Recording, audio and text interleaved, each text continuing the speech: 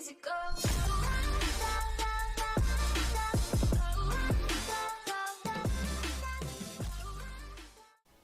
What's up, y'all? Johnny here with another video. This video is on faction rallies and at a glance what is at each dealer. And so let's start with New Monarchy here with Executor Hideo. We got ourselves a Bond, and then we have SMG. You got yourself some boots, and then you have yourself an ornament along with a ship. And then rank 25 will get you a robe or chest piece. The pulse rifle 25, 35. You'll be able to get a headpiece. And here you have the crest of the Alpha Loopy exotic ornament. And so this is kind of cool. And then we get into the Sweet Business Catalyst next. And this is at rank 50 for the season. You'll be able to get this catalyst, and it generates orbs on multi-kills, and also when upgraded to a masterwork, this weapon receives additional bonuses and displays the number of enemies defeated by using it. Then if New Monarchy wins this week, you'll be able to get yourself a nice rocket launcher, which later in the video you can see a side-by-side versus compared this broadsword compared to like the Sins of the Past. All right, next up we have Future War Cult. In Future War Cult, you have the chance to win. It starts off with rank 5, and you have yourself a Bond, and then from there you can get to rank 10. You get yourself a pulse rifle, then the armor, boots, Future War Cult boots, and then we have the arms at rank 15, and then you got a vehicle, which is a 150 speed vehicle at rank 20. You can qualify for that, and then from there you have your chest piece. Then you can get yourself a rocket launcher called the Pit Launcher, and I'll go ahead and later in this video you'll see the side-by-side comparison compared to, like, for instance, Sins of the Past. And then after that you can get yourself your headpiece, helmet, that's at rank 35. And then the Predestination for the Hunter, this is an ornament that goes onto your Knucklehead radar, that's at rank 50.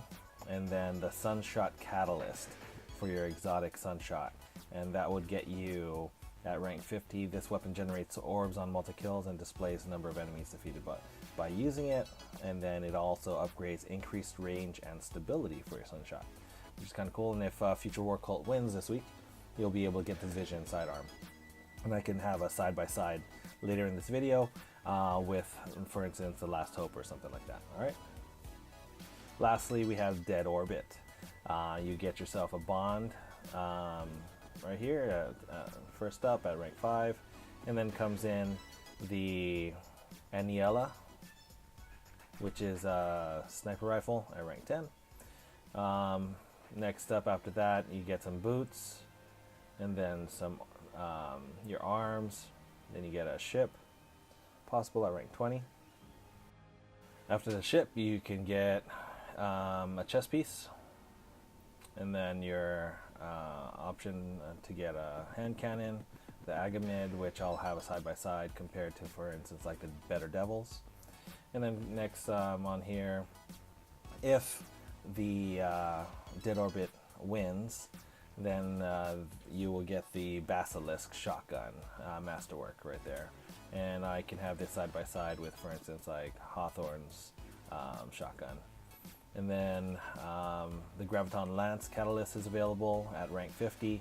This right here you'll be able to generate orbs on multi-kills. When upgraded to a masterwork, this weapon receives additional bonuses and displays the number of enemies defeated by using it. But also, if the Graviton Lance isn't bad enough already and OP, you get better target acquisition with it. So this is should be probably the most sought after item between the three factions. And then also what's cool with warlock, the gaze beyond worlds. So you equip this to change the appearance of your Eye of Another World helmet. Once you get an ornament, it's unlocked, and all characters on you. Okay, yeah. But then, yeah, that's pretty cool. And I'll have a little bit of a different video showing that as well. And then comes the at rank 35, you can get a helmet, which is the Rex Chosen Veil. So that's pretty much the factors at a glance. And now let me go into side-by-sides. And here, starting with a Basilisk with Dead Orbit compared to Hawthorne's Field Forged Shotgun. You have here the range, handlings, and the reload speed is less than Hawthorne's, but you do have a faster shooting gun, and this gun does have holstered weapon automatically reloads, which is nice. Magazine is 8, so yeah, it's not too bad of a gun. The range though is pretty impactful. Up next, we are comparing the Aniela versus the Alone as a God raid sniper, and from here you can see the range is better with the Alone as a God, and then slightly better handling and reload speed with the Aniela. The rounds per minute shoots exactly the same amount of speed and in the magazine. They are the same archetype, and then comes in the improved accuracy and range on the opening shot of attack with Aniela versus you get an extra round in the magazine from reserves every time you have rapidly landing precision shots with Alone as God. So I think both have its perks, but you can be the judge on which one you want to buy here, or which one you use here. Some folks like to use a Gentleman Vagabond, a Vanguard Sniper. It's a different archetype, but then you have here way more impact and range with the Gentleman Vagabond, along with on the Aniela you have better stability, handling, and reload speed. It shoots faster, almost double the speed. On the Aniela, double the magazine. So you also have that rapid fire, fast reload when empty perk on the Aniela. So try them both. It really comes down to your style of play. I've also seen some folks use the Persuader, which is a Vanguard sniper as well. And so compared to the Aniela, you have better range with the Aniela. Handling and reload speed is better with the Persuader. Same archetype, rapid fire is also exactly the same there. And then the Persuader does have projectiles, create an area of effect detonation upon impact, which is also very cool. So yeah, I think either one of these guns would be great in your power slot if you're a sniper user. Next up is the hand cannon. Agamid is what it's called, and I'll put the side by side with the Better Devils. It does have more impact on the Agamid, along with better range. It does not have better stability, handling, and reload speed.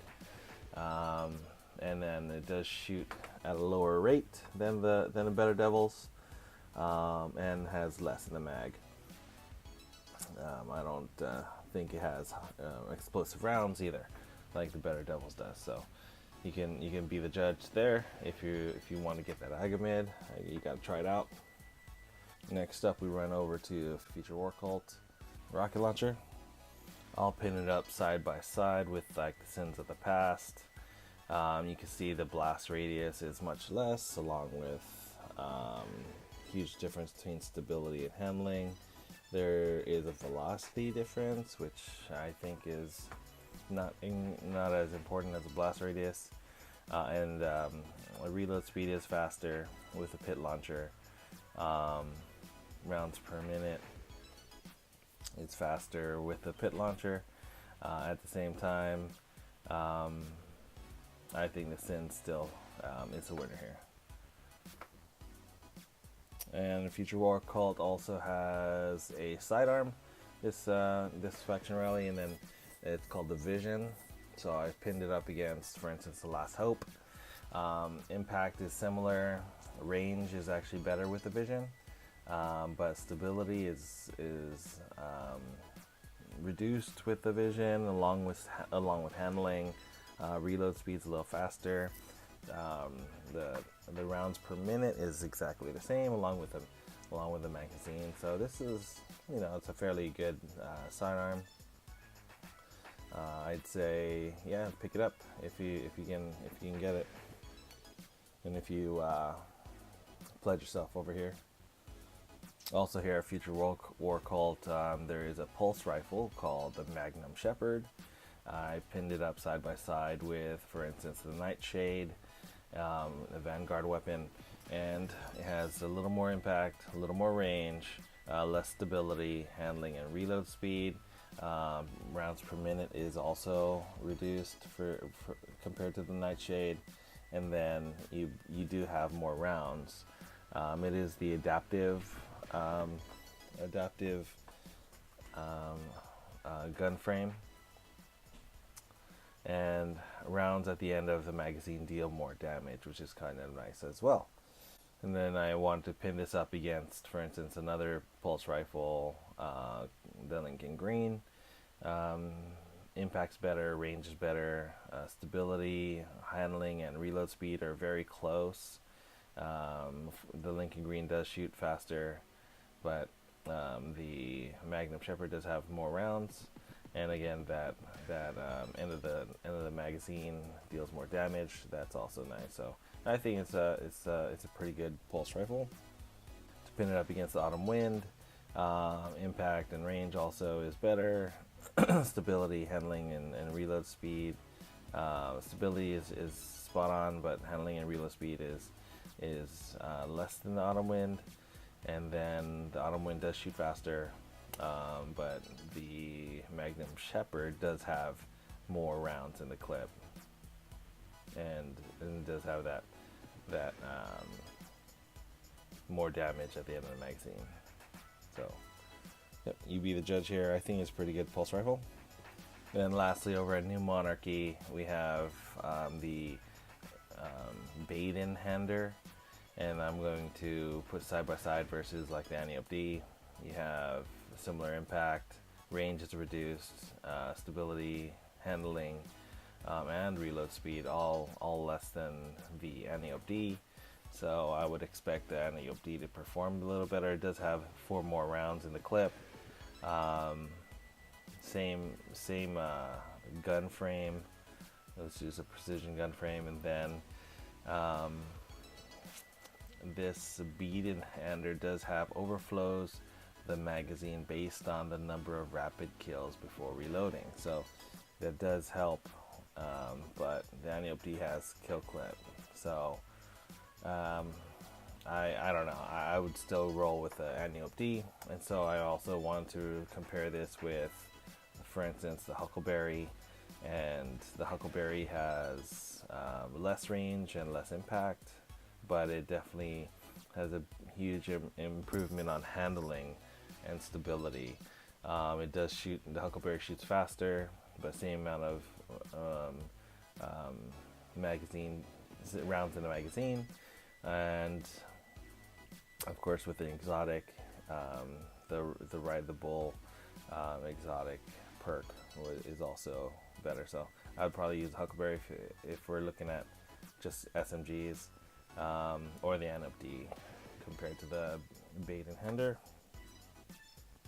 Next up, I pulled up on the Geon 7 rifle, the pulse rifle that with New Monarchy, compared to one of the most popular pulse rifles being used today, which is the Graviton Lance. Impact is pretty much spot on, and then the range is reduced, which is why you're using the Graviton Lance in PvP nowadays. Stability, of course, is also off the charts with the Graviton Lance, and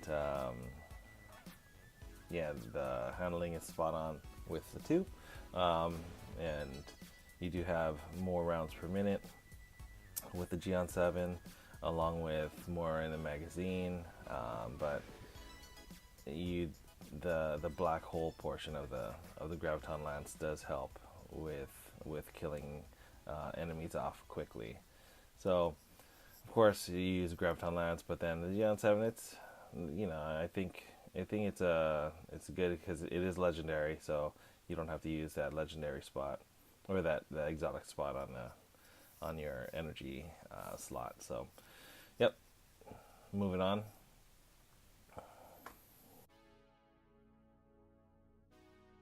New Monarchy also has the broadsword launcher, which is a rocket launcher. And then comparing it, for instance, with the classical 42, we have the broadsword, better with velocity, stability, handling. The rounds per minute is the same thing, but cluster bombs again with the classical 42. But you can try out this rocket launcher. It looks pretty cool too. New Monarchy also has a sweet business catalyst, so that right there might be that extra bonus why you would want to go with New Monarchy this week. If you use that sweet business and you want that catalyst, that's pretty cool. I, on the other hand, I'm interested in getting this Gaze Beyond Worlds Warlock ornament. Which looks pretty cool, just like that. And I'm also interested in getting the Graviton Lance ornament, or catalyst I should say. So I am pledging my devotion over to Dead Orbit. There you go. I'm gonna be loyal, and let's see if I can get some stuff this week. Alright guys, that's it. Talk to you later.